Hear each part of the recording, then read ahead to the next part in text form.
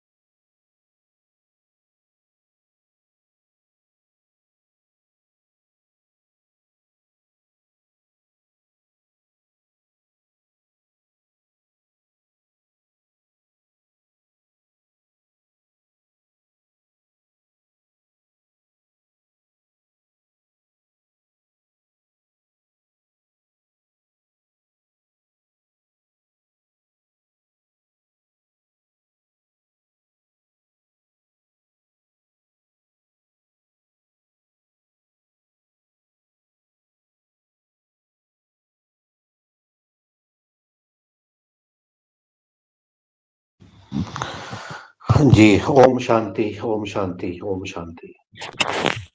हम अपनी संवेदनाओं को व्यक्त करने के साथ-साथ महाराज जी अपना माइक बंद कर दीजिएगा, आपका माइक ऑन हो गया है।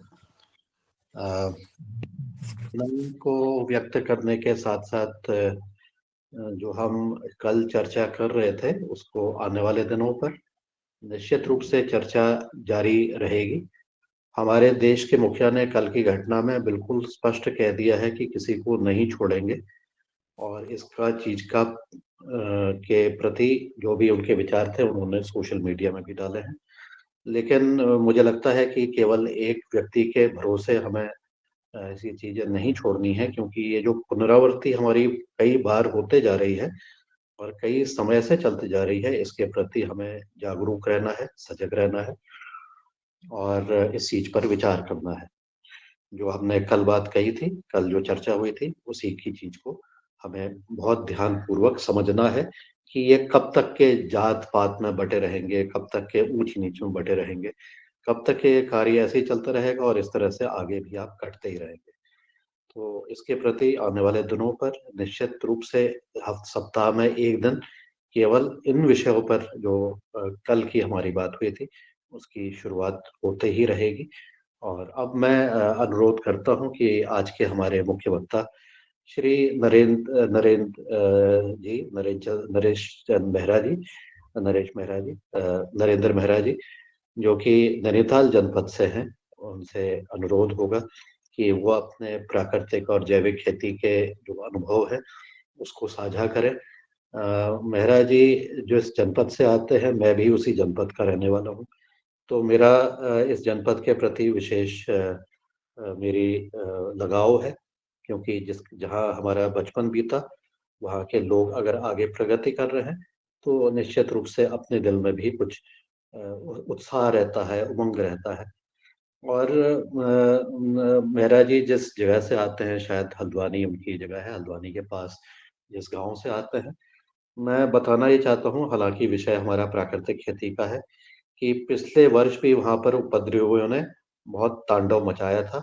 हाई कोर्ट के आदेश के बाद भी, उपरांत भी, और काफ़ी तरह की वहाँ पर भी स्थिति जाम हुई थी। तो ख़ैर वो विषय अलग है, मुझे याद आ गया कि वहाँ पर भी इस तरह की स्थिति हुई थी। तो अब मैं बहुत बहुत सम्मानपूर्वक मैं आज के मुख्य वक्ता श्री नरेंद्र जी को सादर आमंत्रित करना चाहूँगा कि वो आकर के अपने अनुभव, अपना उन्होंने जो कार्य किया है जैविक और प्राकृतिक खेती में, साथ में उनको मैं ये भी बधाई देना चाहूँगा कि प्राकृतिक और जैविक खेती का जो मिशन अब लॉन्च हुआ है, उसमें उनको भी एज़ अ रिसोर्स पर्सन के रूप में, एक संसाधन व्यक्ति के रूप में उनका भी नाम उस लिस्ट में था। कल ही मेरे पास वो लिस्ट आई है, तो उसमें उनका भी नाम था। आपको बहुत-बहुत बधाई नरेंद्र जी। और मैं अनुरोध है सम्मानपूर्वक कि आप आकर के अपने अनुभव, अपने जो आपने कार्य किया, अपने अनुभव प्रयोग जो किए, जो भी आपके चीज़ें आपको मिली, उसके बारे में हमारे इस योगाहर परिवार के सदस्यों को आप भी जानकारी दें। जी नमस्कार, आपका स्वागत है। न- नमस्कार सर। मेरी आवाज आ रही? हेलो। आ रही है, आ रही। हाँ, तो सबसे पहले मैं आप सभी लोगों का हार्दिक अभिनंदन करूंगा, हार्दिक आभार व्यक्त करूंगा। मैं जो प्रयास कर रहा हूं, उस प्रयास के लिए आप लोगों ने मेरे विचार भी साझा करने के लिए आज मुझे ये मंच दिया। और आज जो विषय है प्राकृतिक खेती, जैविक खेती या फिर बीज के संवर्धन के बारे में, तो निश्चित रूप से अगर हम खेती की बात करें तो कृषि की उत्पत्ति, जो कृषि के जो कार्य थे, उनकी उत्पत्ति इसी हमारे देश भारतवर्ष से शुरू हुई थी। और आज कृषि एक पूरे विश्व में कृषि के रूप में हम लोग आए, और उसके बाद हम लोगों ने अपने देश में कृषि को इस दिशा में ले गए कि आज जो उससे पैदा होने वाला अनाज है, उसे हम लोगों ने जहरीला कर दिया है। और उसके साथ साथ जो भूमि माता हमारी भूमि है, उस धरा को भी हमने असंतुलित रसायनों के प्रयोग से, कीटनाशकों के प्रयोग से बिल्कुल अशुद्ध कर दिया है। तो आज अगर हमें जीवन में जीना है तो निश्चित रूप से हमें अपने वातावरण को भी शुद्ध रखना होगा। और वातावरण के साथ साथ जो हम लोग पैदा कर रहे हैं, कम से कम वो इतना शुद्ध होना चाहिए कि हमारा जो मानव जीवन ही नहीं, संपूर्ण जीवन विशुद्ध होना चाहिए। तब हम एक बहुत अच्छे विश्व की कल्पना कर सकते हैं, एक बहुत अच्छे समाज की कल्पना कर सकते हैं। यदि हमारा स्वास्थ्य अगर स्वस्थ नहीं रहेंगे हम, तो फिर बाकी सब कुछ अधरी की धरी रह जाएंगे। तो इसलिए मैं बीज की अगर बात करूं, तो जो भी बीज थे उनकी जो हमारे पारंपरिक बीज हुआ करते थे, जो देसी बीज जिन्हें हम कहते हैं, वह बीज जो थे हमारी खेती के मुख्य आधार हुआ करते थे। और फिर हम लोगों ने क्या किया कि अधिक अनाज उत्पादन करने के लालच कहूँ या आवश्यकता कहूँ, हम हाइब्रिड बीजों की ओर, संकर बीजों की ओर भागना शुरू किया, जिसकी वजह से हमारे वह बीज जो भले ही उत्पादन कम देते हों लेकिन उनके गुण और पौष्टिक गुण बहुत अधिक होते थे, वह हमने उन्हें खोया है। और आप अभी भी कहीं अगर वो बचे हुए हैं तो उन्हें उन्हें संरक्षित करने का, उन्हें बचाने का हमारा एक प्रयास होना चाहिए। मेरी आवाज आ रही है? Hello, hello. जी आ रही है महोदय, आ रही है। जी, तो उसे बचाने का हमारा प्रयास होना चाहिए। और उसके साथ साथ मैं देखता हूं कि जिस तरीके से आज बात प्राकृतिक खेती या जैविक खेती की बात होती है, तो निश्चित रूप से अगर हम 50, 60, 70 वर्ष पीछे लौटते हैं तो हमारी जो भी खेती थी वह विशुद्ध हुआ करती थी। परिस्थितियां कहें या देश की आवश्यकता कहें कि हमें अधिक अनाज उपजाने के चक्कर में भागम भाग करनी पड़ी। अगर हम प्राकृतिक खेती की बात करते हैं और जैविक खेती की बात करते हैं, तो ये सारी खेती जो है हमारी गौ आधारित है, बैलों की आधारित थी और मानव परिवार आधारित थी। कृषि एक ऐसा व्यवसाय था जो परिवार पर आधारित था। अगर हम कृषि को पूरा मजदूरों के ऊपर लेके आ जाएंगे तो फिर किसान को कुछ बचने वाला नहीं है। तो बहुत एक बदलाव आया, जिसमें अगर हम जैविक और प्राकृतिक खेती की बात करें तो गाय और बैल, बैल और हल आज दिखता नहीं है। मशीनों ने हमारे उन कामों को छीना है। मशीनों के आने के बाद हमारी जो जमीन के अंदर जो केंचुए हुआ करते थे, जो हमारी जमीन के लिए बहुत बड़ा कार्य करते थे, आज केंचुए हमारे मशीनों की भेंट चढ़ गए या रसायनों की भेंट चढ़ गए। तो उनको हमें किस तरीके से बचाना है?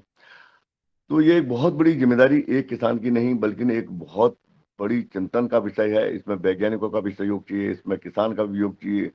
और हम सब लोगों को मिलजुल कर इस, अगर हमने बहुत जल्द ही इस दिशा में कोई ठोस कदम नहीं उठाए और हम इस ओर नहीं बढ़ पाए, तो आने वाला समय बहुत घातक हमारे लिए होगा। हमारा मान जीवन का अस्तित्व ही खतरे में आ जाएगा। तो इन सब चीजों को देखते हुए अब हम बात करें प्राकृतिक खेती की ओर या जैविक खेती की बात करते हैं। तो देखिए, हमारी खेती जो थी गांव आधारित थी, गौ आधारित थी। और बिना गाय के अगर हम फिर प्राकृतिक खेती की बात करें तो बड़ा कठिन हो जाता है। पहले क्या होता था कि आप जानते होंगे, जो हमारे खेत थे उनको भी बहुत लंबे समय तक के लिए आराम मिलता था, रेस्ट मिलता था। हम साल में 2 फसलें पैदा किया करते थे। आज हम इस भाग भाग में भाग रहे हैं कि हम साल में 3 3 4 4 फसलें लेने का प्रयास कर रहे हैं और अपनी जमीन को बिल्कुल भी आराम नहीं दे पा रहे हैं, रेस्ट नहीं दे पा रहे हैं। तो एक बहुत जरूरी है, जिस तरीके से एक मनुष्य को अ, आराम की जरूरत है, उसी तरह हमारी धरा को, हमारी जमीन को, हमारी मृदा को भी आराम की जरूरत होती है। तो अब मशीन ही उगाया, मशीन ही उगाने के बाद आदमी फटाफट, मतलब एक फसल कट रही तो दूसरे दिन दूसरी फसल बो रहे हैं। इस तरीके से हम भागेंगे तो हम नहीं बचा पाएंगे। और फिर हम जैविक या प्राकृतिक खेती की बात करें तो जैविक खेती और प्राकृतिक खेती का मुख्य आधार क्या है कि हमें प्रकृति के साथ मिलकर चलना होगा। यदि हम प्रकृति से हट के चलेंगे तो निश्चित रूप से उसके बहुत दुष्परिणाम हमारे सामने आएंगे, देखने को मिलेंगे। जैसे कि आपने देखा है कि जिस तरीके से जंगलों का विदोहन हुआ है या फिर अंधाधुंध मतलब गांव में, मतलब शहरों का हमने बसाव करना शुरू कर दिया है। फिर कृषियों की जमीन को हम नहीं बचा पाए।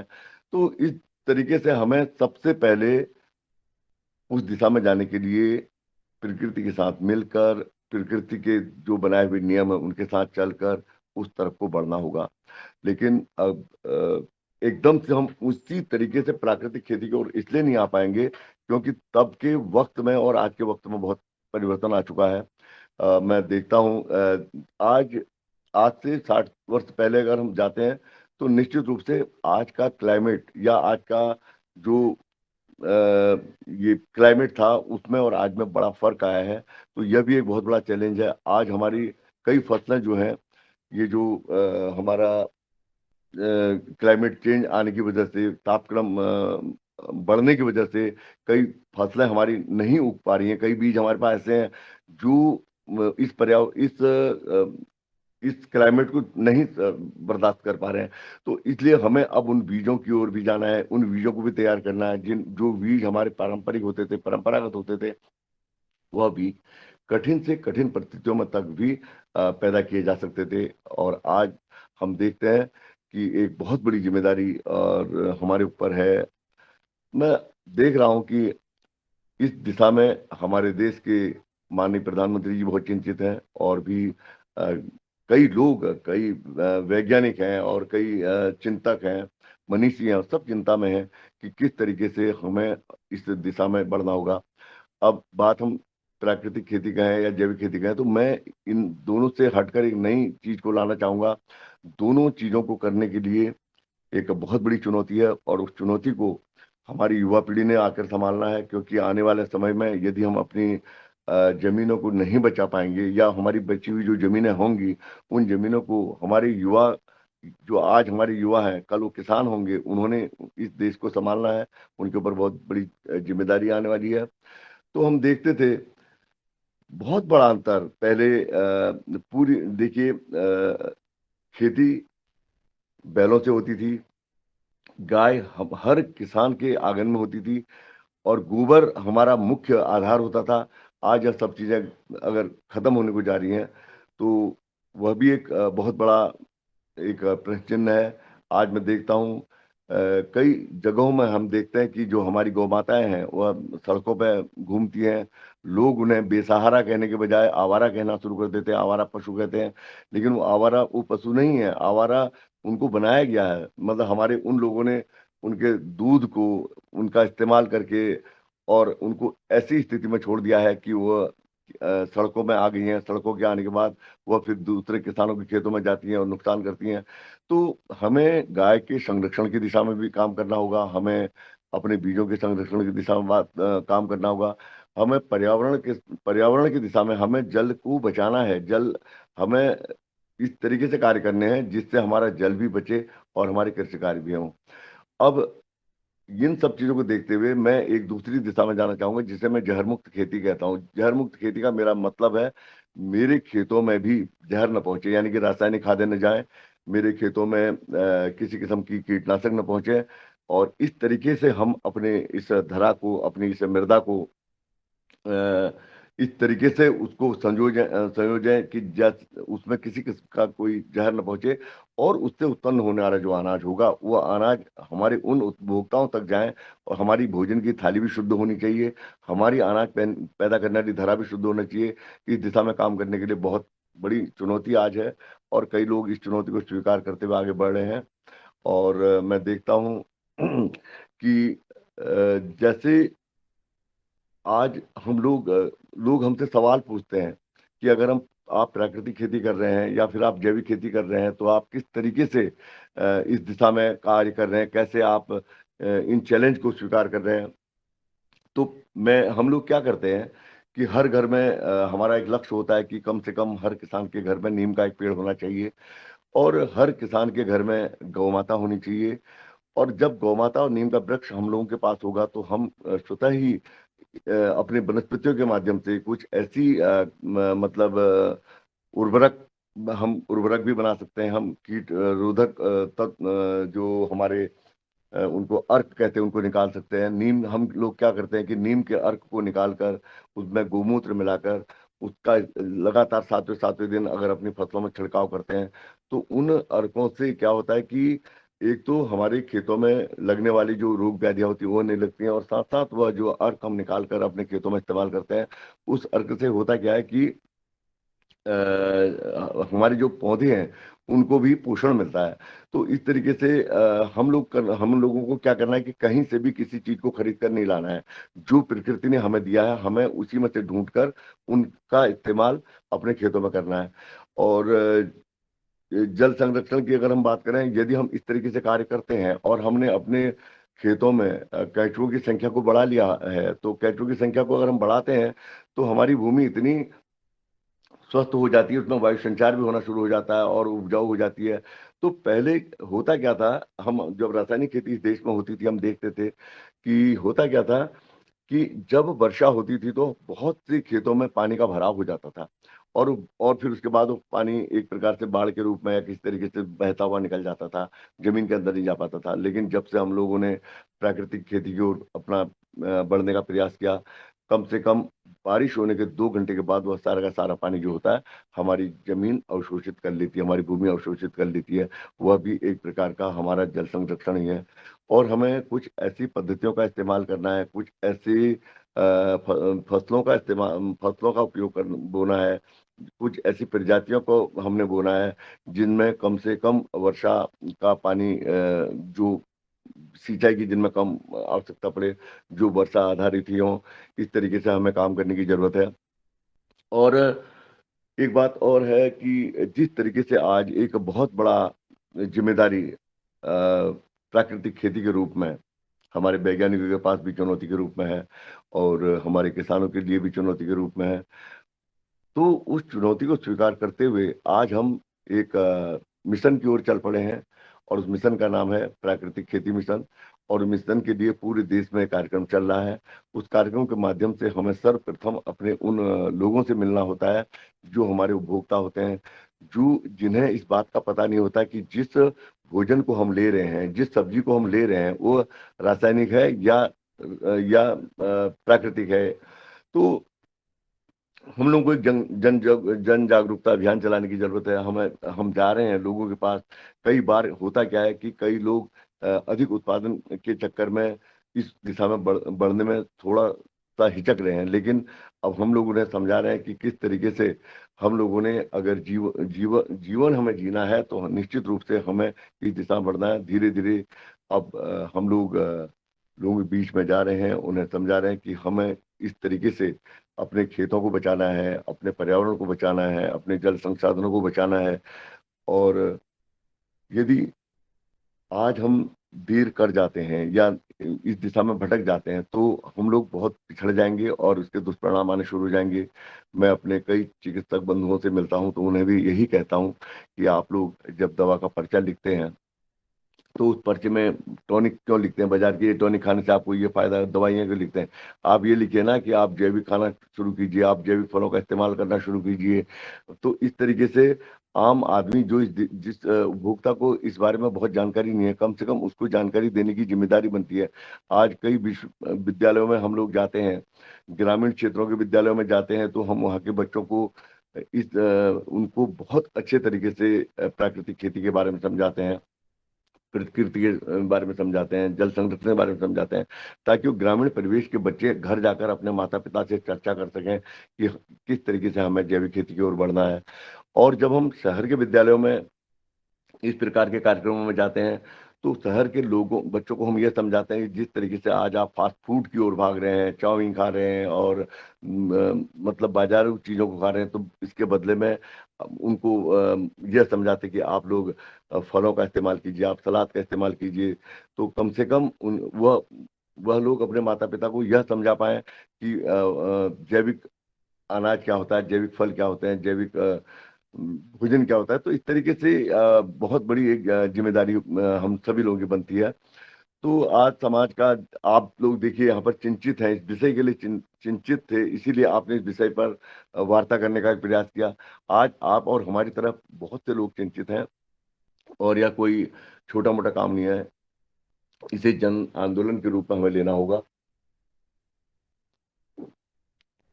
कल हाँ परसों बहन रंजना जी का फोन आया था कि आपको थोड़ा सा प्राकृतिक खेती के बारे में, बीजों के संरक्षण के बारे में बताना होगा। तो मैंने उसे सहर्ष स्वीकार किया, कम से कम मैं आप लोगों के बीच में आकर इस तरह की बात कर सकूं। अब अगर हम बीज की बात करते हैं तो बीज जो है वह अपने आप में बहुत बड़ी चीज है। किसी भी चीज को अगर हम बोते हैं तो उसमें बीज की बहुत अहम भूमिका होती है।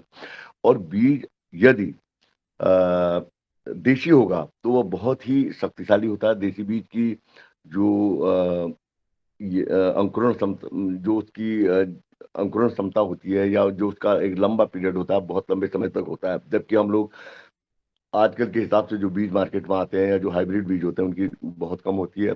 और अगर हम जैविक खेती प्राकृतिक की खेती बात करते हैं तो हाइब्रिड बीज और हाइब्रिड बीज की संकर बीजों के लिए वहां पर कोई स्थान नहीं है। आज भी हमारे देश में जहां भी जनजाति जो भाई किसान भाई हमारे हैं, उन लोगों ने कई हजारों हजार किस्म के बीजों को संयोज के रखा है। उन बीजों को हम लोगों को लागत प्राकृतिक खेती में इस्तेमाल करने की जरूरत है। और पहले होता क्या था कि अगर आप प्रकृति को और बीजों का अगर हम तालमेल मतलब अगर जोड़ के चले तो मेरा मानना है कि आज जो इतना बड़ा जंगल को हम देखते हैं, इसमें कहीं ना कहीं हमारी पक्षियों का, हमारे पशुओं का बहुत बड़ा रोल होता है। क्योंकि एक जगह से दूसरी जगह को पक्षी जो अपना भोजन लेते हैं, जंगली फलों का भोजन जो भी वो लेते हैं, उन बीजों को अपने अंदर लेते हैं, तो वह बीज उनके भोजन के द्वारा उनके पेट की पूरी यात्रा करने के बाद उनके मल से जो निकलता है और वह पूरे जंगलों में फैलाते हैं। अब जिस तरीके से जहाँ का पर्यावरण जैसा होगा या जैसा वहाँ का जलवायु होगी, उस हिसाब से वह वहाँ पर सक्सेस हो जाते हैं। आपने कई बार देखा होगा, एक बहुत पुराने से मकान की छत में पीपल का पौधा या बड़ का पौधा आपने लगा हुआ देखा होगा। हम बच्चे थे, सोचते थे अरे वाह, ये पौधा अचानक से इस मकान के ऊपर कहाँ से आ गया। दरअसल में उस बीज को हमारी चिड़िया चिड़िया लेके चलती हैं। जब चिड़िया जंगल से या किसी भी फल, छोटे फलों को या किन्हीं फलों को या बड़े उनके फलों को उन्होंने खाया होगा, तो उसके बाद वो जब उड़ रही होगी तो किसी मकान में गिर जाता है, किसी खंडहर में गिर जाता है। तो इस तरीके से पीपल के पेड़ों को आपने देखा होगा, खंडहरों में अक्सर हो जाते हैं। तो बीज जो है वह इतना शक्तिशाली होता है, वह कहीं भी अपने लिए स्थान बना लेता है। और जहाँ पर कृषि में हम बीजों की बात करते हैं, तो निश्चित रूप से हमारे पास जो हमारा जो राष्ट्र है, हमारा देश है, यह देश ऐसा मतलब यहाँ पर इतने शुरुआती दौर से कृषि होना शुरुआत हो, हमारे पास जो पारंपरिक और पुराने बीज थे, उन बीजों की एक बहुत महत्ता होती थी। आज फिर से हमें उस दिशा में जाने की जरूरत है। हम लोग भी छत्तीसगढ़ से अपने किसान जो हमारे वहाँ के भाई लोग हैं, उनसे कई कई बीजों को लेकर हम यहाँ पर आते हैं और उनको बोते हैं। निश्चित रूप से यदि उनकी पैदावार कम भी अगर होती है तो कोई बात नहीं, लेकिन उससे पैदा होने वाला जो अनाज होता है वह औषधीय गुणों से परिपूर्ण होता है। अभी कुछ वर्ष पूर्व ब्लैक राइस एकदम से नाम आना शुरू हुआ, तो हमें भी उत्सुकता हुई आखिर ब्लैक राइस क्या है। तो हम लोगों ने प्रयास किया कि हम उसे उत्तराखंड लेके आए और ब्लैक राइस को यहाँ पर बोए। तो उस ब्लैक राइस को जब हमने यहाँ पर बोया तो हुआ क्या कि उसके अंदर इतनी अधिक मतलब हमारे अंदर आज शरीर में जितनी व्याधियां बीमारियां शुरू हो चुकी हैं, उन बीमारियों में से कई बीमारियों के लिए वह उनकी रोकथाम के लिए उसका बहुत बड़ा योगदान रहता है। तो हम जब भी देखते हैं देसी गाय, अगर हम कहते हैं, देसी शब्द जिसके जो जहां भी लगेगा वह कहीं ना कहीं बहुत ही शक्तिशाली होगा। तो इस तरीके से हमको उस दिशा में आज हमारे बहुत से किसान भाई सब्जियों के बीज बचाते हुए चल रहे हैं और उन बीजों को लोगों तक पहुंचा रहे हैं। कई लौकी ऐसी होती हैं जिनका स्वाद के साथ साथ वह हमारे स्वास्थ्य के लिए बहुत अच्छी होती हैं। और कई मार्केट से लोग बीज लेके आते हैं, एक पौधे से सैकड़ों की तादाद में लौकियां पैदा कर लेते हैं, एक साइज की लौकी पैदा कर लेंगे और उसे मार्केट में बेचते हैं। तो वहां पर वो पैसा कमाने का एक जरिया हो सकता है। लेकिन हम जो देसी बीज से जिन फलों को, जिन सब्जियों को पैदा करेंगे, उन फल और सब्जियों का जो उन फल और सब्जियों का जो एक महत्व होगा वह हमारे स्वास्थ्य के लिए कहीं ना कहीं बहुत अधिक होगा। अब मैं चाहूंगा कि आप लोग सुन रहे हैं, अगर वार्ता में कोई बातचीत, वार्ता या सवाल जवाब से कर लिया जाए तो बहुत अच्छा होगा। मैं पवन जी आपका भी बहुत बहुत आभार व्यक्त करूंगा। मैं व्यक्तिगत रूप से भी आपको जानता हूं और आपने मुझे यहाँ तक वार्ता करने का मौका दिलवाया दिया, तो आभार है। अगर आप में से कई हमारे दर्शक बंधु, किसान बंधु कुछ सवाल पूछना चाहते हैं तो शायद वह ज्यादा बेहतर रहेगा। जी जी नरेंद्र जी, बहुत बहुत अभिनंदन, बहुत धन्यवाद।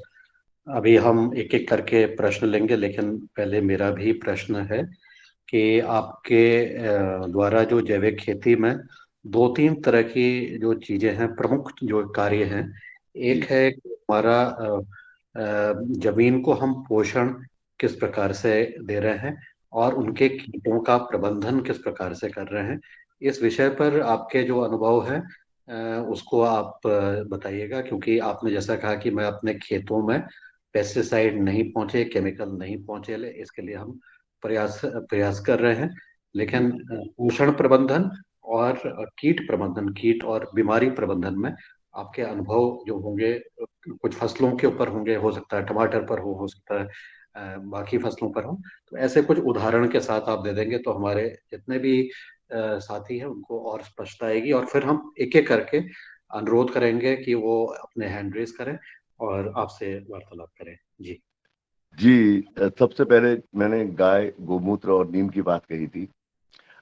हम लोग क्या करते हैं कि जीवामृत और ये जो घन जीवामृत और सीधे सीधे गोबर, गौमूत्र, इनका जो घोल बनाते हैं, 200 लीटर के ड्रम में बना लेते हैं। और 200 लीटर के ड्रम में जब हम बनाते हैं तो उसमें 2 किलो गुड़ भी डालते हैं और उसको कम से कम 1 हफ्ता तक उसको बनाते हैं और उसको अपने खेतों में, अपनी फसलों में इस तरीके से देते हैं कि वह हमारी जमीन का भी पोषण करता है और हमारे साथ साथ जो हमारी फसल लगी है उसमें भी उनका काम होता है। हेलो। जी जी जी जी नरेंद्र जी, जी धन्यवाद।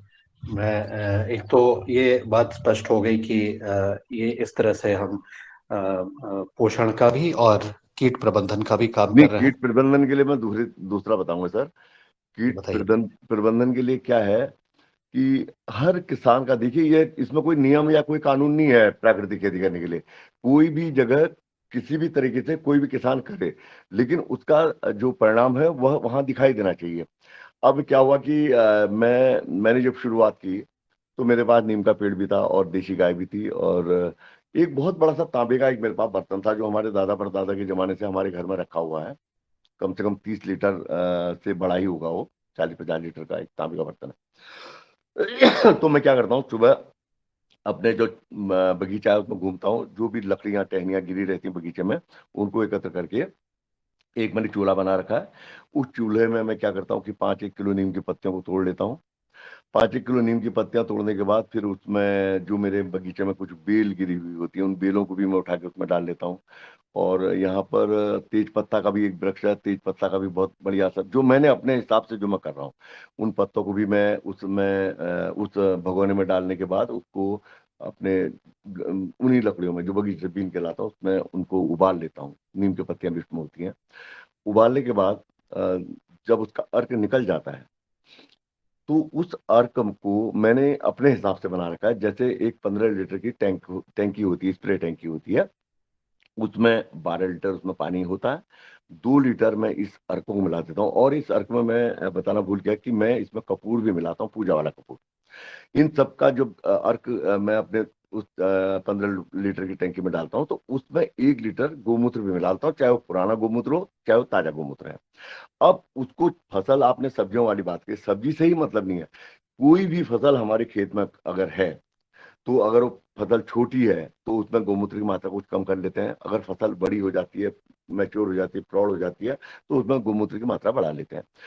अगर इस स्प्रे को लगातार 7वें दिन हम अपने खेत में घुमाते ही रहते हैं तो इसका इतना अच्छा परिणाम रहता है। एक तो ये हमारे जो फसलें हैं इनका ग्रोथ, जो उनकी जो बढ़वार है उसके लिए फायदा करता है, जिससे आम भाषा में किसान टॉनिक कह देते हैं। और दूसरा फायदा उससे ये होता है कि हम मित्र कीट और शत्रु कीट दोनों को नुकसान पहुंचाए बिना उनको जीवन, मतलब ऐसा जो अर्क हम बना रहे हैं, इसे कीटनाशक में नहीं कहता हूँ, इसे कीटरोधी कहता हूँ मैं। इसमें होता क्या है कि जो गंध उसमें अपने कपूर की आती है और ये तेज पत्ता की आती है, नीम की पत्तियां की आती है, तो कीट जो है वो मेरे खेतों से हट जाते हैं। क्योंकि हमारे वहाँ क्या होता है कि हम घास जो होती है हमारी मेड़ों में, इधर उधर जो घास होती है उस घास की तरफ वो चले जाते हैं और मेरी फसल को नुकसान किए बिना वो जीवित भी रहते हैं और घास में भी रहते हैं। और उसके साथ साथ इसका एक बहुत बड़ा जो ये आपने कीट नियंत्रण के बारे में किया था, ये मेरा एक अपना बहुत अच्छा अनुभव है। उसके बाद जो मेरे चूल्हे के नीचे जो राख बच जाती है उस राख का भी मैं इस्तेमाल अपने खेतों में करता हूँ, ताकि प्रकृति का दिया हुआ कोई भी चीज व्यर्थ न जाए। अगर आम की टहनियां गिरी हैं तो चूल्हे में जलने के बाद, दवा बनाने के बाद, उसका राख का भी मैं इस्तेमाल करता हूँ। नीम की पत्तियों का मैं इस्तेमाल करता हूँ। तो इस तरीके से ये मेरा एक कीट नियंत्रण का एक तरीका है सर। जी जी जी धन्यवाद। मैं बिल्कुल, मैं आप इस मंच से अगर नियमित रूप से जुड़ेंगे, हमारे बहुत सारे वक्ता पूर्व में भी आए थे, कुछ ने बड़े अभिनव प्रयोग किए हुए हैं कीट प्रबंधन में, पोषण प्रबंधन में। एक तो अभी वक्ता आए थे, उन्होंने बिना गोबर के और गौमूत्र के जीवामृत का बहुत सफल उपयोग किया है। कई सारे किसान उनके साथ भी जुड़े हैं। जी। मैं उनका वीडियो भी आपको भेज दूंगा। जी। और मेरा प्रश्न एक और है, जो सबके मन में रहता है, मुख्य बात वो रहती है कि ये जैविक और प्राकृतिक जो भी हमारे उत्पाद होंगे उनकी मार्केटिंग की व्यवस्था के बारे में आपके क्या अनुभव है? क्योंकि मेन चीज ये आ जाती है कि उत्पादन तो कर लें, लेकिन खरीदेगा कौन, जी बेचेगा कैसे, कैसे बिक्री होगी, उसकी क्या जी व्यवस्था आपने की है, आपके क्या अनुभव है? जी सबसे पहली बात यह है कि आज हमारे लोगों में चाहे वो अन्य खर्चे कितने ही कई क्षेत्र में कर दें, लेकिन जब वह सब्जी खरीदने जाएंगे तो उनका यही होता है इतने में देगा क्या। अगर मान लो कोई अगर 25 रुपए किलो है, कहेगा 20 में दे देगा। प्याज अगर 10 रुपए किलो है, कहेगा 8 में दे देगा। तो ये मानसिकता हमारी खरीदारों की जब तक रहेगी तो तब तक वह इस चीज को नहीं पहचान पाएंगे, क्या जैविक उत्पाद है, क्या रासायनिक उत्पाद है। तो होता क्या सर, मैं एक सामान्य सा किसान हूँ। अगर मैं बहुत बड़ा किसान होता, हालांकि पहले हमें बहुत परेशानी हुई, हमारे पास मार्केट नहीं होती थी। हम जैविक उत्पाद तैयार तो कर लेते थे, जब मंडी में लेके जाते थे मंडी में कोई पहचानने वाला नहीं होता है। वहां पर जो चमकदार चीज होगी उसी की कीमत मिलती है। तो उसके बाद एक मेरे पास एक छोटा, मतलब बहुत अधिक पैदा नहीं करता हूँ मैं, जितना अनाज पैदा करता हूँ मुश्किल से 15 परिवारों का ही मैं पूरा पूरा कर पाता हूँ। तो उससे जो अर्निंग है बहुत अच्छी हो जाती है। और लोग स्वेच्छा से मुझे पैसे देते हैं, मैं उनसे पैसे मांगता नहीं हूँ। मतलब रेट मैं तय नहीं करता हूँ, खुद कहते हैं कि नहीं हम आपको ये रेट देना चाहते हैं। जैसे कि आज की तारीख में जो मैं गेहूं तैयार करता हूँ, तो मेरे पास मेरे इतने मित्र लोग, यानी कि इस कंसेप्ट को आप फैमिली फार्मर वाला कंसेप्ट ले समझ सकते हैं कि मैं उनका फार्म, जैसे उनके फैमिली डॉक्टर होते हैं, उसी तरीके से मैं कई लोगों का आज फैमिली फार्मर भी हूँ। तो उनकी ऑफर आती है कि अरे हमें ये चीज आप हमारे दे दीजिए। तो मैं, मेरा जितना भी मैं आज पैदा कर रहा हूँ सर, वह सारा का सारा मेरे उन लोगों तक पहुंच जा रहा है जो मुझे या मेरे परिचित हैं, और जो मेरा एक सर्किल है, बहुत बड़ा नहीं है। तो मेरी समस्या तो समाधान हो रही, लेकिन अब मैं अपनी समस्या के समाधान करके खुश हो जाऊं, यह बहुत अच्छी बात नहीं है। हमें आज उन किसानों को जिन्हें हम जोड़ रहे हैं अपने साथ, उनके लिए भी मार्केटिंग की जरूरत होनी चाहिए। आमतौर पे सबसे बड़ी बात यही है कि परेशानी इसी बात की है कि लोगों को आमतौर पर मार्केटिंग नहीं मिल पा रही है। फिर भी कोशिश अब ये हो रही है कि जो स्वयं सहायता समूह है, और जो आज हमारे मेले लगते हैं, उनमें स्टॉल लगती हैं, इन माध्यमों से, समूह के माध्यमों से लोग अपने उत्पादों को बेच रहे हैं। लेकिन मेरे सारे के सारे उत्पाद मेरे घर से ही बहुत ही सही तरीके से लोग खरीद लेते हैं सर। जी, धन्यवाद नरेंद्र जी। एक बहुत अच्छा मॉडल आपने विकसित किया है और मुझे लगता है, मुझे भी ये लगता है कि हमारे किसान और उपभोक्ता के बीच में अगर परस्पर विश्वास और का संबंध हमारा स्थापित होता है, तो धीरे धीरे ये समस्या, मार्केटिंग की समस्या का निदान किया जा सकता है। तो जो उत्साही किसान हैं और जो उत्साही हमारे उपभोक्ता हैं, अगर वो आपस में एक दूसरे के साथ गठजोड़ करें, आपस में योग करें, आपस में एक दूसरे के साथ मिल करके करें, तो मुझे लगता है कि ये डिमांड आधारित व्यवस्था बिल्कुल कारगर रहेगी और किसी भी मार्केट की समस्या का निदान अपने अपने मॉडल बना करके किया जा सकता है। तो आपका बहुत बहुत धन्यवाद। अब मैं, जो हैंड रेज्ड हैं, मैं अनुरोध करना चाहता हूँ, योगाहार में मुन्नीलाल जी या रंजना जी जो भी है, कृपया अपना प्रश्न करिए, और फिर जी जो अन्य व्यक्ति अपना करना चाह रहे हैं वो भी अपने हैंड रेज करें। जी। जी, आदरणीय धन्यवाद पवन कुमार सर। और जैसे कि आज के हमारे मुख्य वक्ता आदरणीय नरेंद्र सिंह जी, उत्तराखंड के नैनीताल जनपद स्थित हल्द्वानी गांव देवला मल्ला से है, और हमारे मंच पर आमंत्रित भी हो चुके हैं, और उन्होंने बहुत ही महत्वपूर्ण जानकारी जैविक खेती के बारे में दी। और भी उनके कुछ अ, खेती में जो कार्य कर रहे हैं, जो हल्दी में उन्होंने नवाचार दिखाया है, जो पहाड़ों में गन्ना भी उन्होंने उगाया है, और गेहूं और लहसुन भी, उनकी भी फसल वो बहुत अच्छे से लेते हैं। और मेहरा जी वीडियो बंद कर लो, रमेश चंद मेहरा जी वीडियो बंद कर लो प्लीज जी। हाँ और सर, और काले, ये बंद है सर। जी जी जी जी, काले चावल की खेती भी आप करते हैं। तो आप बहुत पुरस्कार से भी सम्मानित है, और बहुत ही अच्छा जैविक प्रकृति का मॉडल भी आपने तैयार किया है। तो मैं आपको पहले तो अभिनंदन करती हूँ मंच पर, और धन्यवाद भी देती हूँ कि आप आमंत्रित हुए। मगर बस मेरा एक छोटा सा सवाल कि ये काले चावल के बारे में आप थोड़ा सा बता दीजिएगा, आप कैसे खेती करते हैं और इसकी पौष्टिकता क्या है काले चावल की।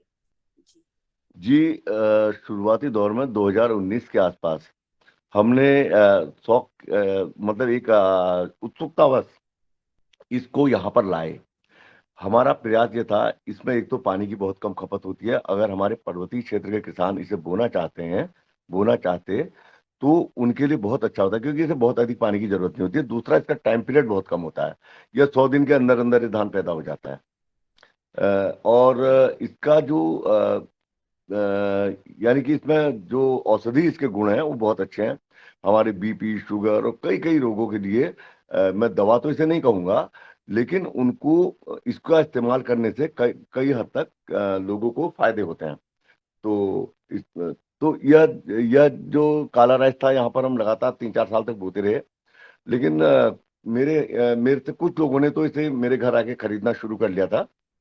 लेकिन जो इसकी दिल्ली वाली मार्केट थी, वह थोड़ा सा ठीक ठाक थी। लेकिन यहाँ पर हम लोगों को ठीक ठाक से जितना हम पैदा किए थे नहीं बिक पाया था। लेकिन आज की तारीख में भी अगर कोई किसान लेना चाहते हैं, अब हमारा अगला प्रयास ये है कि यदि अगले सीजन में किसी को ब्लैक राइस की अगर हमें कोई डिमांड देता है, तो उस तरीके से हम उन किसानों को तैयार कर सकते हैं कि आप ब्लैक राइस की तैयारी करिए, क्योंकि हमारे पास खरीदार है। यदि हम बो देते हैं तो उसके बाद खरीदार नहीं मिलता, तो किसान के लिए बड़ी दिक्कत होती है। तो आज की तारीख में इसे कुछ लोगों ने कम तो किया है मार्केट नहीं मिलने की वजह से। लेकिन हमने सरकार से एक प्रयास किया था, यहाँ पर बात की थी, जो आप हमारी महिलाओं को एक स्वास्थ्य किट के रूप में जो पोषण देती हैं, उस पोषण में अगर ब्लैक राइस भी अगर आप रख लेते, दलिया के जैसे दलिया होता है, नई चीजें होती हैं, तो कम से कम यहाँ का किसान जो ब्लैक राइस पैदा कर रहा है, उसे सरकार खरीद के उस किट में डाल लेती, तो सरकार, मतलब इससे क्या होता है, किसान को एक फायदा होता है, वो नियमित रूप से इस चावल को बोता और उसको भी फायदा होता, लेकिन जो उसका सेवन करता उसको भी फायदा होता है। यह एक विचारणीय प्रश्न है। अब इसमें मेरे कहने से क्या हो सकता है, लेकिन अगर इस बात को कई और लोग भी अगर सामने लाते हैं या इसका परीक्षण करते हैं कि वास्तव में ब्लैक राइस है क्या, इसके फायदे हैं या नहीं है, यदि लोगों को इसके फायदे नजर आते हैं, हमारी सरकार को नजर आते हैं, तो इस चीज को ऐसे बढ़ावा देना चाहिए, क्योंकि हमारे पर्वतीय किसानों के लिए बहुत अच्छी चीज है। जी जी जी जी आदरणीय, धन्यवाद। बहुत सुंदर। और एक और भी है कि गोंद कतीरा पद्धति ये क्या है, थोड़ा सा ये भी बताइएगा स्पष्ट। जी, गोंद कतीरा एक प्रकार से, यह जो है हमारे अरब, ये जो अरब कंट्री है, यहाँ से निकलने वाला एक गोंद होता है। ये एक झाड़ी से निकलता है, इस गोंद को निकाला जाता है। इस गोंद की जो तासीर होती है बहुत ठंडी होती है। आमतौर पर हमारे गर्म इलाकों में, जैसे पंजाब में कहूँ, या फिर पंजाब से आगे हम पाकिस्तान की भी अगर हम बात करते हैं, वहां पर इस चीज का सेवन गर्मियों में आजकल लस्सी में किया जाता है, शरबत में किया जाता है। तो यह एक प्रकार से जो है ठंडी तासीर इस गोंद में होती है। और इस गोंद का सबसे बड़ा गुण जो होता है, वह होता है अपने भार से 100 गुना अधिक नमी को अवशोषित कर लेना, खींच लेता। तो इसके जो गोंद होता है दो प्रकार का होता है। जो गोंद आदमी लोग इस्तेमाल करते हैं, मनुष्य हम लोग इस्तेमाल करते हैं, वह गोंद जो होता है उसकी क्वालिटी बहुत अच्छी होती है, सुपर क्वालिटी होती है। इसमें से जो मैला निकल जाता है, या जो इसका जो बेकार बेकार सा जो हिस्सा होता है, उस गोंद को हम अपनी खेती में अगर इस्तेमाल करते हैं, तो इसके बहुत अच्छे परिणाम आते हैं। गोंद कतीरा से होता है क्या है कि यदि हम 1 एकड़ खेत में कोई फसल को बोते हैं, उसमें 5 किलो गोंद कतीरे के जो गोंद कतीरा है, इसको हम बिल्कुल एक प्रकार से इसका बारीक पीस लेते हैं। इसे पीसने के बाद हम इसको किसी तरीके से भी अपने खेत में, 1 एकड़ खेत में छिड़काव करने के बाद अपनी फसल को बोते हैं, तो हमें वहां पर जो सिंचाई होती है वह नहीं के बराबर करनी होती है। जहां पर 4 सिंचाई किसान को करनी होती है, वह 1 सिंचाई में काम कर सकता है, या कभी कभी अच्छी बारिश होने पर सिंचाई करनी ही नहीं पड़ती है। तो ऐसी कंडीशन में हम अपने जल को भी बचा सकते हैं, और इससे इससे फसल में किसी किस्म का कोई फर्क नहीं पड़ता है। यह हमारी जमीन में कम से कम 3 साल तक इतनी नमी दे देती है कि हमारी जमीन को पानी की आवश्यकता कम होती है, और जो वातावरण से नमी होती है उसको खींचकर हमारी जमीन में ले आती है।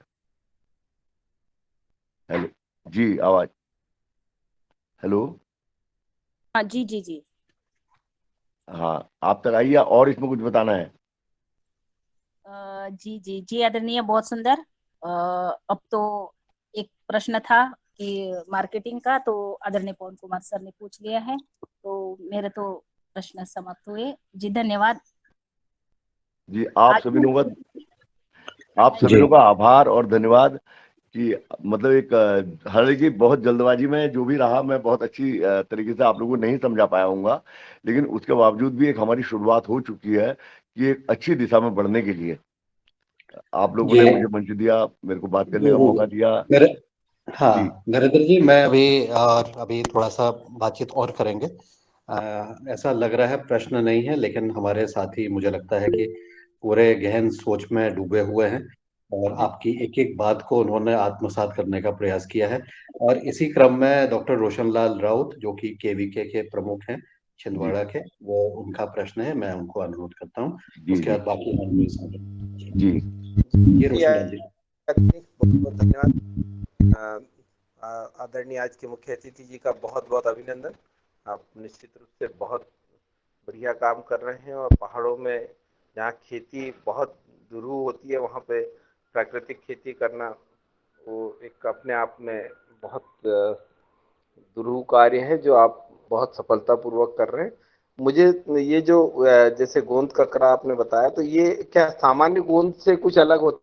हमारे यहाँ जी बबूल का निकलता है। सर, यह भी वैसी ही गोंद है, लेकिन यह गोंद कतीरा है। मतलब इसको लोग ना, ये बहुत इस औषधि है। अगर आप इसे गूगल में भी सर्च करेंगे ना सर, तो आपको इसके सारे गुणों के बारे में पता चल जाएगा। लेकिन खाने वाला गोंद कतीरा जो होगा, जो इसी में से सुपर क्वालिटी का ऊपर का होगा, वह महंगा मिलेगा। और लेकिन जो उसकी जो जैसे हम कोई चीज को साफ कर लेते हैं, तो जो इसका जो हल्का वाला पार्ट होता है, जो लास्ट वाला होता है, वह हमें खेती में इस्तेमाल करने के लिए सस्ता मिल जाता है। और हम अगर यहाँ करनाल की बात करते हैं, तो यहाँ पर ये 200 रुपये किलो तक मिल जाता है। अगर हम 5 किलो का इस्तेमाल करते हैं, तो 1000 रुपये में हम अपने खेत को 3 साल तक के लिए बहुत अच्छा तरीके से उसको नमी देने वाला खेत बना देते हैं। तो मेरे जो गुरु थे, जब मैंने पहली बार मेरे को कहीं से जानकारी मिली कि राजस्थान में एक किसान गोंद कतीरा पद्धति से धान की खेती कर रहा है, तो मैं थोड़ा चौंक गया था। मैंने कहा राजस्थान और धान की खेती, मेरे को अटपटा सा लगा। लेकिन फिर मैं जिज्ञासावश खोजते खोजते उन वैज्ञानिक से मिला जिन्होंने इसकी शुरुआत कराई थी। उन्होंने राजस्थान में कोई किसान बंधु से बुआया था, पंजाब में उगाया था, और उत्तराखंड में उन्होंने इस चीज की जिम्मेदारी मुझे सौंपी थी। उनका नाम है डॉक्टर वीरेंद्र सिंह लाठर। तो उनके द्वारा ये पद्धति को जब आगे लाया गया, तो उस पद्धति को आगे लाने में एज ए किसान मैंने भी एक प्रयास किया। और जब मैंने इस प्रयास को यहाँ पर उत्तराखंड में किया, तो मेरे को इसके रिजल्ट जो है वो बहुत सकारात्मक लगे। तो मैंने खुद भी प्रयास किया, फिर अन्य लोगों को बताया। जो लोगों ने आत्मसात किया, जो लोग इसे करना चाहते थे, वो लोग आगे बढ़े, और जो नहीं करना चाहते थे वो नहीं बढ़े सर। जी धन्यवाद। ये हरियाणा में इसमें सही रेट में मिल जाता है सर, करनाल में। जी जी, ये मुझे ऐसा लगता है कि अपना बबूल प्रजाति से निकलता बबूल का नहीं है सर, वाला होगा। बबूल का नहीं है। कीकर कीकर कीकर है, कीकर का गोंद होता है। हाँ,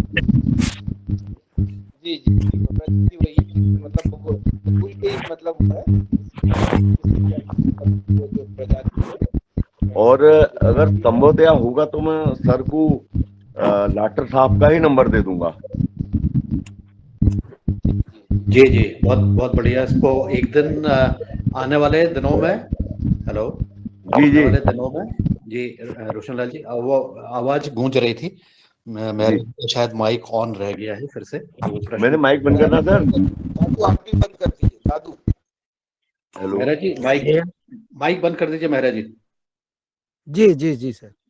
जी, वो आवाज गूंज रही थी ना आपकी उससे, तो वो संवाद सुनाई नहीं दे रहा था। तो आने वाले दिनों में नरेंद्र जी ऐसा करेंगे, ये जो गोंद है उसको, जब आप आने वाले दिनों पर आएंगे मंच में, जब भी आप आएंगे, आपका हमेशा स्वागत है, क्योंकि आप योग आहार के एक सदस्य बन चुके हैं ये स्वैच्छिक कार्यक्रम के। तो आप वीडियो से अपनी खेती को भी दिखा सकते हैं, भी दिखा सकते हैं, और बाकी और भी जो आपके अभिनव प्रयोग हैं उनको भी आप वीडियो के माध्यम से दिखा सकते हैं।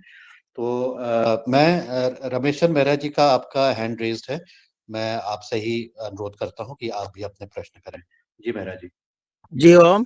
सदन को नमन।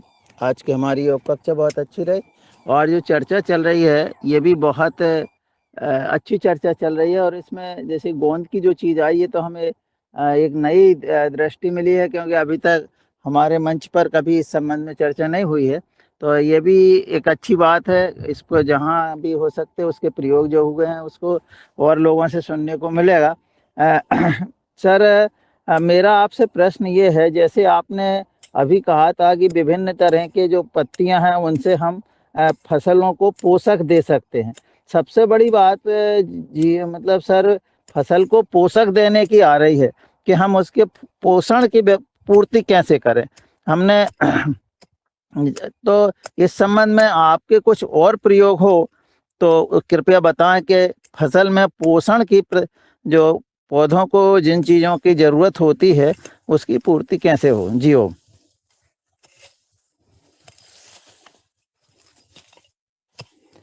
जी सर।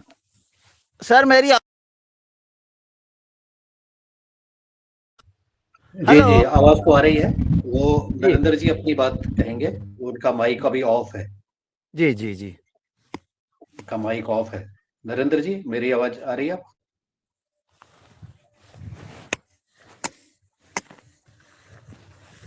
हेलो हेलो, हाँ हाँ जी जी, वो जी, बताइए। मैं सर को बता रहा हूँ ना, अभी तक हमारी जो जमीन थी उनका बिल्कुल बदल चुका था सब कुछ, क्योंकि हमने रासायनिक खादों का इस्तेमाल किया।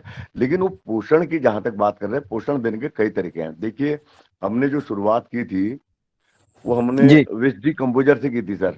वेस्ट डिकम्पोजर जो हमारा राष्ट्रीय जैविक खेती केंद्र गाजियाबाद से निकल के आया था,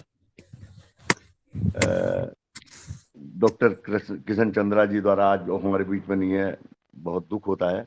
उन्होंने एक तो वहां से जो हमने वेस्ट डिकम्पोजर से शुरुआत किया था ना सर। आवाज आ रही सर? हेलो जी जी जी आ रही जी। उन तक मेरी आवाज पहुंच पा रही? हेलो पहुंच रही है जी जी पहुंच रही है, आवाज आ रही है सर, आ रही है। बिल्कुल बिल्कुल। अब ऐसा कीजिए ना, देखिए हर जगह में आपको हर 10 किलोमीटर में आपको वनस्पतियां बदली हुई मिलेंगी। एक ही वनस्पति पूरे देश में कहीं भी नहीं मिलेगी ना सर। जो प्रकृति ने वनस्पति जहां पैदा की है वह वहां के खेतों के लिए प्रकृति ने भेजी हुई है। अगर नीम हमारे तराई में या प्लेन्स में होती है तो पहाड़ में नीम नहीं होती है। तो प्रकृति ने वहां पर बिच्छू का हाथ भेज दिया है उस चीज का इस्तेमाल करने के लिए। तो उसी तरीके से मैं क्या करता हूं कि विभिन्न प्रकार की जो पत्तियां होती हैं उनके अर्क को निकाल कर, यदि मेरे पास तो बेल का पेड़ है, बहुत बेल गिरी रहती है, बेल का अर्क भी बहुत बेहतरीन होता है। मैं इनके अर्क को निकाल कर नियमित रूप से अपनी जमीन में सिंचाई के साथ भी देता हूँ। एक तो स्प्रे के साथ देना होता है, एक सिंचाई के साथ देना होता है, और गोबर का मैं निरंतर इस्तेमाल करता ही करता हूँ। तो जब हम ये चीजें अपने पौधों को देना शुरू करते हैं तो पोषण तो उनको मिलता ही मिलता है ना। मेरा जो अनुभव है। और अब वैसे जो पोषण की बात लोग कहते हैं कि वो एकदम से अपने पौधे को एकदम बड़ा करना चाहते हैं, तो लोग उसमें फिर रासायनिक चीजें लगाते हैं, यूरिया लगाते हैं, एनपीके लगाते हैं, डीएपी, कई कई चीजें लगाते हैं। हमें इन सब चीजों से बचने के लिए अर्क को उनकी जड़ों के द्वारा भी अगर हम देते हैं तब भी हमारे पौधे पोषण प्राप्त करते हैं। जी जी जी जी धन्यवाद मेहरा जी। मेरे ख्याल से आपका प्रश्न का समाधान हुआ होगा। बन्ने सिंह जी का हैंड रेज्ड है। बन्ने सिंह जी, आप अपनी बात प्रश्न पूछिए। जी ओम, सदन को नमन।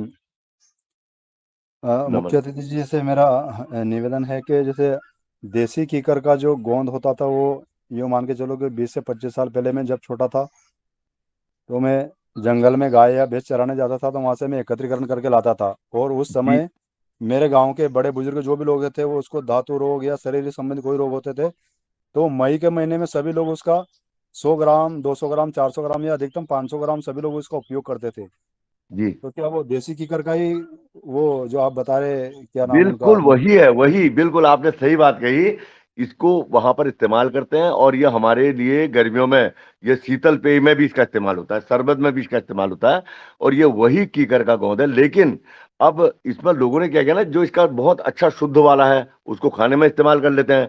जो इसमें थोड़ी सी मैली वगैरह रह जाती होगी उसको कंपनी वाले जो भी इसको बेच रहे हैं मार्केट में वो इसको अलग कर देते हैं। तो मेरा मतलब ये है, मिलने को तो जिस शहर में मैं रहता हूँ वहाँ 800 रुपये किलो मिलता है, लेकिन मैं अपने शहर से 800 रुपये किलो खरीद कर खेत में नहीं डालता हूँ।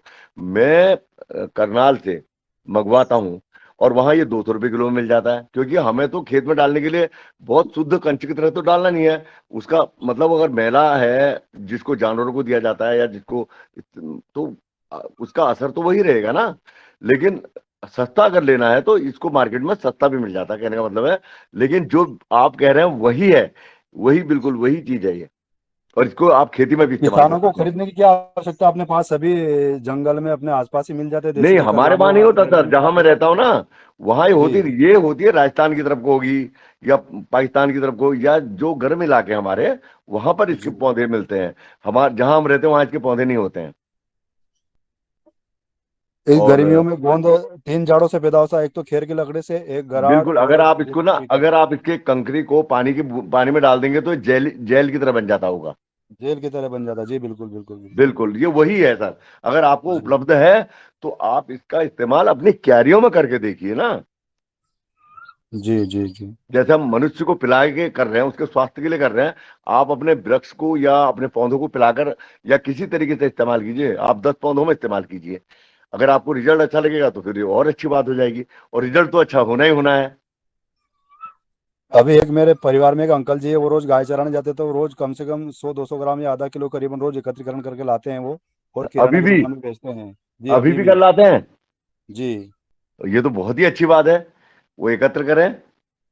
जी और हमें अगर इतना शुद्ध मिल जाएगा, हम तो आप लोगों से मंगवा भी लेंगे।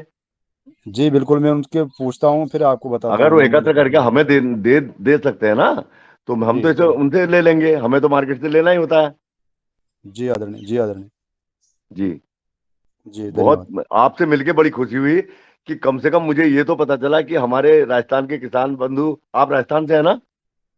नहीं, मैं एमपी के जिला आगरमालवा से हूँ। कहाँ से? एमपी मध्य प्रदेश, जिला आगरमालवा, तहसील सुसनेर। अच्छा अच्छा, आपके उधर होता होगा मध्य जी प्रदेश में। जी जी जी जी जी। ये बिल्कुल सटा हुआ है एरिया इनका राजस्थान से, तो बॉर्डर बॉर्डर में होगा। बॉर्डर में है बिल्कुल। जी। मेरे जी पूरे रिलेशन सब राजस्थान जिले में है, जी झालावाड़ जिले में, और मैं एमपी में रहता हूँ। जी जी जी। जी आप उनके ही हैं। तो चलिए चलिए, ठीक है आज नरेंद्र सिंह जी, आप आप लोगों से, और नरेंद्र सिंह जी आपस में वार्तालाप कर लीजिएगा, नंबर एक्सचेंज हो जाएंगे, तो फिर जी ये जी आदान प्रदान हमारा चालू हो जाएगा। अब मैं जी जी डॉक्टर कुसुम भारद्वाज जी से अनुरोध करता हूँ कि वो भी अपनी बातें और टिप्पणी दें आज की। जी बहुत बहुत धन्यवाद। प्रणाम, आप सबको प्रणाम, और आदरणीय नरेंद्र जी को भी प्रणाम। बहुत अच्छा जानकारी आपसे मिल रही है। मेरा एक प्रश्न था कि जैसे आपने अभी काले चावल की बात की, तो जी ऐसे यहाँ मध्य प्रदेश में कुछ जी खेतों में काला गेहूं भी निकाला गया, हो सकता है और भी कहीं निकाला हो, परंतु जी काला गेहूं, काली हल्दी, जी पर इसके बारे में जो किसान है जिन्होंने इसको पैदा किया, मतलब काला गेहूं का जो उपयोग किया, तो उनका ऐसा कहना है कि उसमें वो पौष्टिकता नहीं है। परंतु गांव के लोग, जो किसान, ओरिजिनल किसान, जो पुराने किसान है, वो जी उसको एक्सेप्ट नहीं कर रहे हैं, परंतु उसको जो बाहर ज्यादा वो जा रहा है, और उसका बाहर इस प्रकार से प्रचार प्रसार हो रहा है कि भी ये ग्लूटेन फ्री है, ये शुगर फ्री है, इस प्रकार की जो बातें, तो उससे शहरी लोगों के बीच में उसकी डिमांड है। परंतु जो ओरिजिनल पुराने किसान है, उनका जी जी कहना ऐसा है कि इसमें वो पौष्टिकता नहीं है, ये हाइब्रिड वाला है। तो हाइब्रिड कोई भी बीज जो है वो बाद में लंबे समय तक जाके तो वो फायदा नहीं देता है। तो मेरा प्रश्न था कि आपके इसमें क्या विचार हैं। तो जैसे आपने अभी काले चावल की बात की, तो काली हल्दी, काला गेहूं, ये चल रहा है, तो आपके इसके लिए क्या अनुभव है या क्या विचार, आप जी बताएं। जी। मैं कहूँ तो मैंने अभी तक ना काली जी हल्दी के बारे में, जैसे आपने सुना, मैंने भी बहुत कुछ सुना है, लेकिन जी आज तक मैंने काली हल्दी नहीं लगाई है। क्योंकि जी। किसी चीज का बहुत ज्यादा प्रचार प्रसार हो जाता है, और हाँ परीक्षण के लिए किसान के पास कुछ भी नहीं होता है। हम तो किसान है ना, परीक्षण तो अनुसंधान संस्थान करेगी। अगर अनुसंधान संस्थान हमारे इतने हैं, हल्दी अनुसंधान संस्थान से उसका पूरा उसका रिसर्च ने उस पर उसकी टेस्टिंग हो गई होती, और वहां से कोई परिणाम आ जाते तो वो ज्यादा बेहतर रहते। और जहां तक काला गेहूं का आपने बात कही, काले गेहूं वाले में भी बहुत ही बात बढ़ा चढ़ा के की गई, लेकिन मैंने काला गेहूं नहीं बोया यहाँ पे। लेकिन यही बात आई जो आपने हाइब्रिड वाली बात कही ना, किसी भी चीज का हम रंग तो बदल सकते हैं, लेकिन जो चीज पौष्टिक हमारे देसी बीजों से जो हमें मिलनी है वह रंग बदलने से, किसी गेहूं को काला हाइब्रिड बना के और मार्केट में लोगों को बेचकर एक प्रकार से भ्रम की स्थिति पैदा कर देना, ये मेरे को भी इसमें मेरे को डाउट है। मुझे भी जी डाउट है कि मैं इसको बहुत सकारात्मक दृष्टि से अभी तक नहीं देख पाया।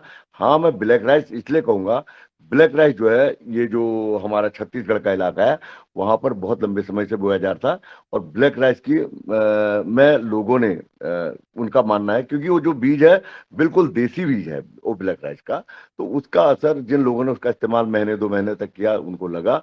लेकिन इन दोनों में भी मैं अभी भी मतलब किसी भी निर्णय पे नहीं हूं, क्योंकि मुझे जी उसके जी परिणाम मेरे पास अभी तक आ ही नहीं पाए। जी, आपका यही समर्थन, मतलब वही मैंने मेरा इच्छा थी कि आपको, क्योंकि जो हमारे यहाँ भी हमारे यहाँ मेरी बेटी के वहाँ पे खेत है, तो उन्होंने भी जो वहाँ के जो किसान है जो वहाँ का सब देखते हैं, उन्होंने उसको लगाया था। 1 साल लिया उन्होंने, परंतु जब उसकी पौष्टिकता की जांच करवाई वो किया तो वो नहीं वो मिला, और देखा कि इसके लिए ज्यादा प्रचार प्रसार ज्यादा हो रहा है, जी परंतु जी जी ओरिजिनल जो है वो नहीं हो रहा। तो इसलिए फिर उन्होंने तो बंद कर दिया, इसलिए कि काला गेहूं नहीं, कठिया गेहूं और शरबती गेहूं, इसकी ज्यादा वो जो थोड़ा सा लालपन लिए होता है हाँ कठिया बिल्कुल, गेहूं, जैसे उसकी वो सोना मोती है, सोना मोती। जी जी, और सोना एक मोती दो कठिया। एक वैरायटी मैं लगा रहा हूँ यहाँ पर, मैं हरियाणा से ले गया था, उसका नाम है बंसी। जी बहुत बेहतरीन है जो, और इतने पुरानी वैरायटी है, मुझे तो लगता है पता नहीं किस सदी से चले आ, मतलब कब से चले आ रहे, जब से कृषि देश में हुई होगी या जब से गेहूं पैदा होना शुरू हुआ होगा, तब की वैरायटी भी आज हमारे देश में है और जो बहुत पौष्टिक है। और ऐसी वैरायटी पे हमें विश्वास करना चाहिए। और आज तो बाजार यूट्यूब का हो गया ना, बहुत बड़ा चला के किसी चीज का प्रचार प्रसार कर दिया जाता है, और उसका खामियाजा अंततः किसान को ही भुगतना पड़ता है, क्योंकि पैदा तो उसने किसान के खेत में होना है, और किसान लालच में उससे कहा जाता है कि हम आपके इसको इतने रुपए किलो खरीद लेंगे, उस भ्रम में उसे पैदा तो कर देता है, लेकिन जब वो नहीं बिक पाता है तो किसान बहुत परेशान होता है। यहाँ पर कुछ किसानों ने बोया तो बहुत परेशान रहे, वो बेचना भी मुश्किल होने हो गया था। जी, बिल्कुल यही बात इधर भी हुई थी, इधर मध्य प्रदेश में दमोह जिले में, वहां पर भी जी तो फिर वहां भी किसानों ने इसको बोना बंद कर दिया। और जो बाहर ज्यादा डिमांड है, क्योंकि जो एजुकेटेड पब्लिक है जो बाहर शहरी, तो जी उनको बस वो केवल प्रचार प्रसार देख के समझते हैं कि भाई इसमें वो है, परंतु ओरिजिनल जो किसान लोग हैं, पुराने किसान, उन्होंने इसको तो नकार दिया है। जी बहुत बहुत धन्यवाद, जी, बहुत बहुत आप लोग में धन्यवाद। सबका धन्यवाद, जो भी इस कार्यक्रम में थे उन सभी को मेरा नमन। और आज एक मौका मुझे बहन रंजना जी ने दिया कि आप लोगों से मैं रूबरू हो पाया, आपसे भी कुछ जाना, और वो पहला कार्यक्रम पूरा देखा मैंने, योगा वाला भी पूरा कार्यक्रम देखा था। और इस तरीके से अगर हम जुड़ेंगे तो निश्चित रूप से कहीं ना कहीं सकारात्मक परिणाम सामने देखने को मिलेंगे। और जो एक मुहिम चल रही है स्वस्थ जीवन, हम तभी ला पाएंगे जब स्वस्थ भोजन की हम व्यवस्था कर पाएंगे, और स्वच्छ भोजन हमारे पास तभी आएगा जब हम अपनी धरा को स्वच्छ कर पाएंगे। तो इसी इच्छा के साथ, दृढ़ इच्छा के साथ हम सब लोग मिलजुल कर उस मुहिम को आगे तक बढ़ाने का प्रयास करेंगे। और आप सभी लोगों का मार्गदर्शन मुझे भी समय समय पर मिलता रहेगा, और सभी लोगों का जी विशेष आभार और धन्यवाद।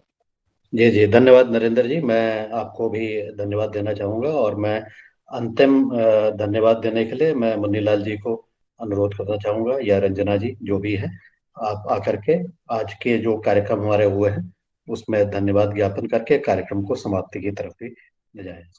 जी जी धन्यवाद।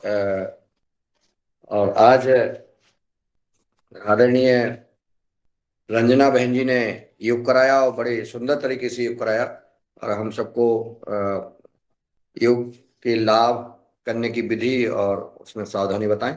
उनका बहुत बहुत शाबाश। दूसरे दिन आज उन्होंने क्लास ली। दूसरे इसके बाद जो हमारे पहलगांव में जो घटना हुई है वो हृदय को झकझोर देने वाली है, जिसके ऊपर आदरणीय पवन कुमार जी ने जो हम सब ने श्रद्धांजलि अर्पित की है, उन्होंने ध्यान आकर्षण कराया। हम सब लोग निशब्द हैं इस घटना को लेकर के, क्योंकि इस घटना में जो देश की विभिन्न राजनीतिक पार्टियां कहती हैं और अधिकतर एक वर्ग को सपोर्ट कर रही हैं, वह आतंकवादियों ने ये नहीं पूछा कि तुम कांग्रेस के कार्यकर्ता तो नहीं हो, मतदाता तो नहीं हो, तुमने वोट कांग्रेस को जिनने दिए हों वो अलग हो जाएं, जिनने सपा को दिए हों वो अलग हो जाएं, जो सपा के नेता हों, कार्यकर्ता हों, या कांग्रेस के हों या अन्य पार्टियों के हों वो अलग हो जाएं। ऐसा नहीं कहा उन्होंने, तो ये कहा कि हिंदू हो और गोली मार दी, यानी सारे हिंदुओं को गोली मारी गई है। तो सारे हिंदू जो समाज जो मुसलमान या ऐसी आतंकवादियों को जो सपोर्ट करते हैं, ऐसी पार्टियों के अगर हम आज भी उन पार्टियों से जुड़े रहेंगे तो ये बहुत एक हम सबको, ये समाज को जो गोलियों से गूंजा गया है, जो मारा गया है, और इस घटनाओं के वो दोषी होंगे। वक्फ बोर्ड पर भी जो है, जो वोट किए गए जिन सदस्यों ने, जिन सांसदों ने, जिन जनप्रतिनिधियों ने वक्फ बोर्ड को भी वोट किया है हिंदू होते हुए भी, वो भी बहुत ही विचारणीय है। ऐसे जनप्रतिनिधि के लिए तो हमारे पास शब्द नहीं है, और हम सबको इस ओर ध्यान देना अति आवश्यक है। आंखों पत्नी के आगे पति की हत्या, 6 दिन उसकी शादी को हुए, ऐसे कई घटनाएं, बच्चों के आगे पिता की हत्या, ये बहुत बड़ा दर्दनाक जो घटना हुई है, इस घटना को कभी भुलाया नहीं जा सकता है। और उन्होंने स्पष्ट बोला, हिंदू गोली मार दो, हिंदू है ये गोली मारो, ये हिंदू है इसको गोली मारो। वो इसमें अभी मैंने पढ़ा, वो कह रहा है कि पत्नी कह रही कि आप मुझे क्यों छोड़ दिया, मुझे भी गोली मार दे। बोले नहीं, मोदी को बता दो, तुम्हें इसलिए छोड़ रहे हैं कि तुम मोदी को बता दो। इस प्रकार से घटना में आज हम सबने श्रद्धांजलि अर्पित की, और आगे हम इस पर विचार करेंगे, इस पर हम लोग युगहार में चिंतन करेंगे और मनन करेंगे। दूसरे सत्र में आदरणीय हमारे आज के चीफ गेस्ट महोदय आदरणीय नरेंद्र सिंह जी ने, वर्मा जी ने, मेहरा जी ने, सॉरी नरेंद्र सिंह मेहरा जी ने, जो आज बीज संरक्षण के ऊपर, काले चावल के ऊपर और हम सबको मार्गदर्शन दिया है, उनके इस पुरुषार्थ को मैं प्रणाम करता हूँ, वंदना नमन करता हूँ, और आशा करता हूं कि आगे, क्योंकि हमारा देसी बीज बचेगा, हमारी प्राकृतिक जैविक खेती बचेगी, तो हम बच पाएंगे। नहीं तो इसके बगैर तो वैसी मौत हो रही है, ऐसे आतंकवादी मर रहे हैं, इधर हम रोगों से मर रहे हैं, तो क्या होगा हमारा हाल। इसलिए हम सब जो है इस युगहार कार्यक्रम में जुड़ करके हम प्राकृतिक जैविक खेती, सात्विक आहार और योग की चर्चा करते हैं, और इसको अपनाएं, और हम इस कार्यक्रम में लगातार जुड़े रहें। आप सबका बहुत बहुत शादीवाद, जिन्होंने जुड़े हैं, जिन्होंने सवाल किए, जो और आगे इस कार्यक्रम को जो और जोड़ रहे हैं, नए सदस्यों को भी जोड़ रहे हैं, उनको भी बहुत बहुत आभार, सबका बहुत बहुत धन्यवाद। आज समय से योग दूसरा सत्र का समापन हो गया, इसके लिए भी सदन को बहुत